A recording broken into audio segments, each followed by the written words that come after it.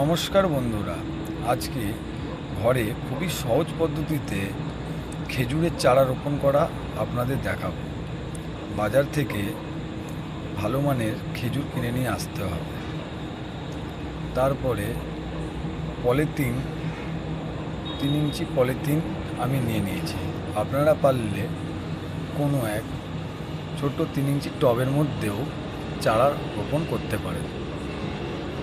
আর বাগানের মাটি সুন্দর করে আমি শুকিয়ে গুঁড়ো করে নিয়েছি, যাতে কোনো মাটির ডেলা না থাকে।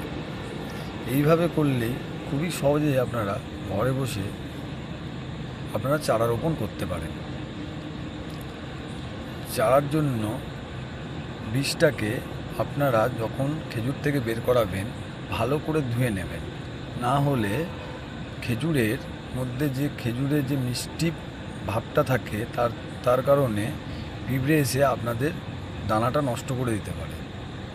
এইভাবে পলিথিনের মধ্যে মাটিটাকে ভরে নেবেন। মাটিটাকে ভালো করে ঠুকে একটু নাড়াচাড়া দিয়ে ভরবেন, যাতে কোনো নালে পরে উপর দিয়ে জল দিলে মাটিটা অনেক নিচে চলে যাবে।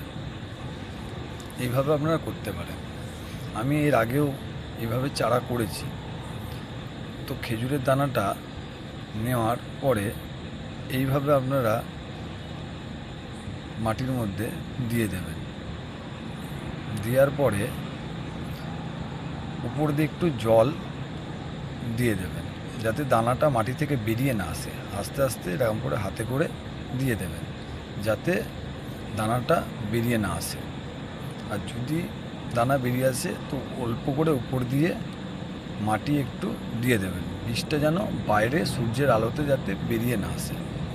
তারপরে কিছুদিন পরে, আমি এই ভিডিওটা অনেকদিন পরেই করছি, এইভাবেই আপনারা সুন্দর চারা তৈরি করতে পারবেন। আমার চারাটা খুব সুন্দরই উঠেছিল।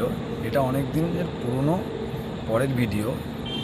এইভাবে চারা আপনার 40 থেকে 50 দিনে হয়ে যাবে। নমস্কার।